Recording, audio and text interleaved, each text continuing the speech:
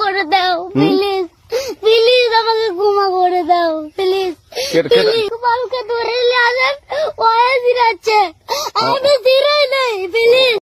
আমরা তুল, এই যে আমরা তুল, জলদি তুল।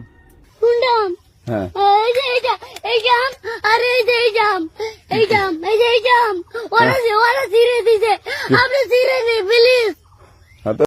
দূরা যা, একটু একটু আটু যা, আটু যা, যা যা, শরীর গন্ধ করতেছে। অনক কি কইবে জলদি।